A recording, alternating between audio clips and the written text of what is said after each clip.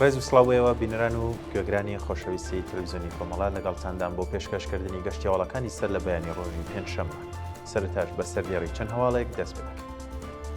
درێژەی هێرشا و بەشەکانی ئەمریکا و ئیسرائیل بۆ سەرپێگەکانی ڕژیم لە ئێران و کوردستان. با ئامانجگرتنی ژێرخانەکانی هەرێمی کوردستان لەلایەن ڕژیمەوە. دەست بەسەرکردنی هاوڵاتیەکی خەڵکی شاری مەهاباد. لە سێدارەدانی لانی کەم 160 هاوڵاتی لە سێ مانگی ڕابردوودا و بەردەوامی کەشی توندی ئەمنی لە شارەکانی ئێران.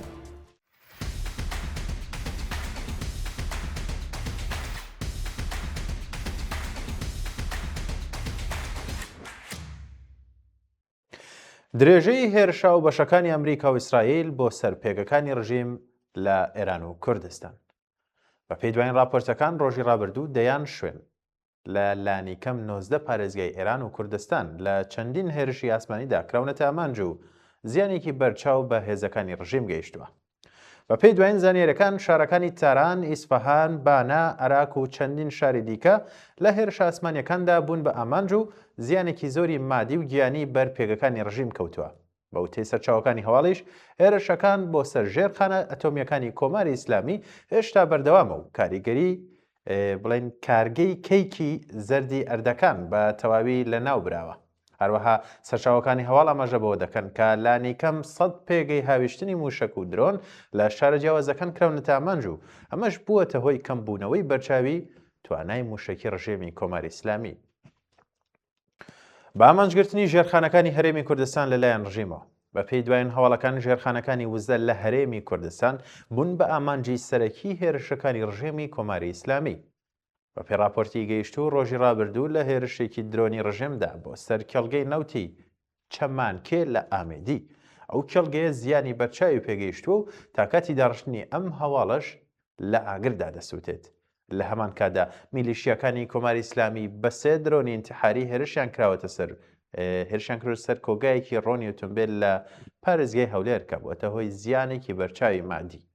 ئەمە لە کاتێکدایە کە لە ڕۆژانی ڕابردوودا ڕژێمی کۆماری ئیسلامی هەڕەشەی هێرش بۆ سەر ژێرخانەکانی هەرێمی کوردستان و هەروەها زانکۆ و قوتابخانە ئەمریکیەکان لە هەرێمی کوردستانی کردبوو.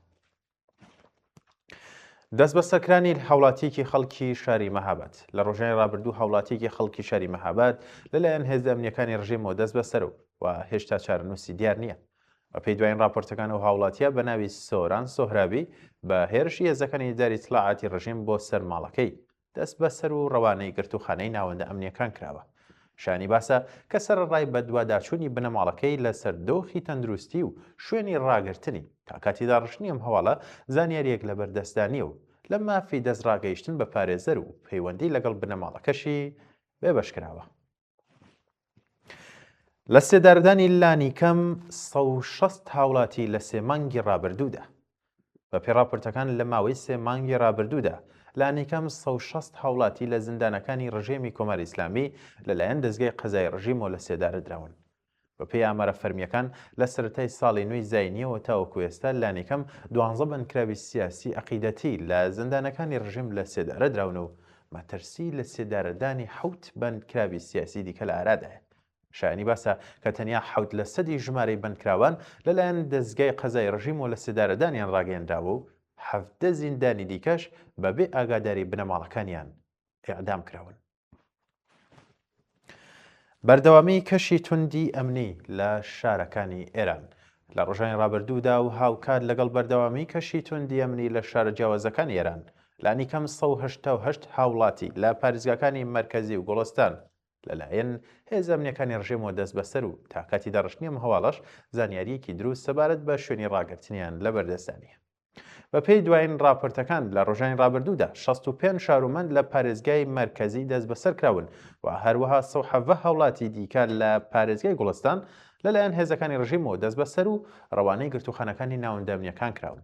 لە هەمان کادا راپۆرتەکان ئاماژە بەوە دەکەن کە کەشی ئەمنی لە شارەکانی ئێران بە شێوەیەکی بەرچاو تونتر بووەتەوە و گوشارێکی زۆر خراوەتە سەر بنەماڵی دەست بەسەر کراون. هێرشی چەکداری بۆ سەر بینایی ئیتلاعاتی سوپای پاسداران لە شارستانی میرجاوە. ڕۆژی چوارشەمە 12 خاکەلێوەی 1405 هەتاوی بینای ئیتلاعاتی سوپای پازارانی ڕژێمی کۆمەڵ ئیسلامی لەلایەن گروپێکی چەکداری نەناسرا و کراوەتە ئامانج. بە پێی دوایین هەواڵەکان لە ئەنجامی ئەم هێرشەدا لانیکەن ئەندامێکی ئیتلاعاتی سوپای ڕژێم کوژاوە و چەندین کەسی دیکەش بە سەختی بریندار و ڕەوانەی نەخۆشخانە کراون. شانی باسە کە تا کاتی داڕشتنی ئەم هەواڵە هیچ لایەن یان گروپێک ئەم هێرشەی لە ئەستۆ نەگرتووە. پەسەندکرانی حکمی سێدارەی بەندکراوێکی سیاسی لە زیندانی چوبیندەری قەزوین. بە پێی هەواڵی گەیشت و حکمی سێدارەی بەندکراوێکی سیاسی ڕاگیراو لە زیندانی چوبیندەری قەزوین لەلایەن دادگای باڵای ڕژیمەوە پەسەند کراوە. بەوتەی سەرچاوەکانی هەواڵ ئەو هاوڵاتیە بە ناوی مەنسوور جەماڵی مانگی ڕەزبەری 1402 هەتاوی لەلایەن هێزە ئەمنیەکانی ڕژیمەوە دەست بەسەر و ڕەوانەی گرتوخانەی ناوەندە ئەمنیەکان کراوە. ناوبراو پاشان لەلایەن دادگای ئینقلابی قەزوینەوە بە تۆمەتی محارەبە حکمی سێداری بەسەردا سەپێنراوە و لە ڕۆژانی ڕابردوودا ئەم حکمە لەلایەن دادگای باڵای ڕژیمەوە پەسەند کراوە.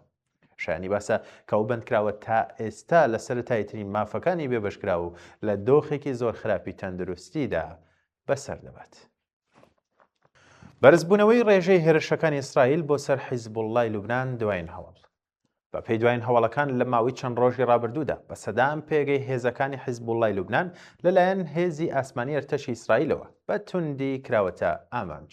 بە پێی دوایین زانیاریەکان لانی کەم دەیان پێگەی هاویشتنی موشک و هەروەها 2500 ئامانجی دیکەی پەیوەندیدار بە حیزبوڵڵای لوبنان لە باشووری وڵاتە لەلایەن هێزی ئاسمانی ئەرتەشی ئیسرائیلەوە کراوەتە ئامانج. بە وتەی گوتەپێژی ئەرتەشی ئیسرائیل هێرشەکان لە ڕۆژانی داهاتوودا بەردەوام دەبێت و هەروەها بە ڕێژەیەکی زۆرتر هێزە زەمینیەکانیان دەچنە نێو خاکی لوبنانەوە. بەڵێ بینەران و گوێگرانی خۆشەویست گەشتیاوەڵەکانم پێشکەشکردن کات و ساتێکی باش بۆ هەموو لایەکە.